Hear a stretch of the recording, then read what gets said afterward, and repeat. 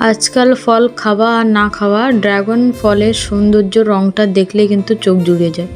তবে এই ফল আমাদের কিভাবে ঘরে আসলো সেটা তোমাদের সাথে শেয়ার করছি। হে এভরিওয়ান, তোমরা সবাই কেমন আছো? আশা করছি সবাই খুবই ভালো আছো। আমি সাবিনা। তো আসলে গতকাল সন্ধ্যেবেলা আমার বড় জায়ের মেয়ে আর কি ফারিয়া শুঁয়োপোকা দেখে এত ভয় পেয়ে গেছিলো, তো সেই ঘরটা তো মাথায় করে তুলেছিল। তো এই ভিডিওটা তোমরা তো অবশ্যই দেখেছো, আগের ভিডিও বলেছিলাম। কিছুক্ষণ পরে ওর নানা এসে ড্রাগন ফলটা দিয়ে যায়। তো কালকে তো বলছিল খাওয়ার কথা, তো আমি ভাবলাম যে কালকে আর খাস না, দুপুরে খেয়ে নিস, দুপুরে কেটে দেবো।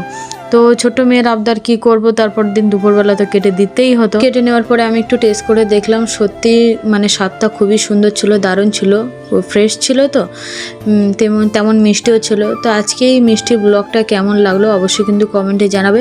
আর কে কে ড্রাগন ফল খেয়েছো অবশ্যই কিন্তু কমেন্টে তোমরা জানাবে। এখানে আজকে আমার ব্লগটা শেষ করছি। Tata, bye bye.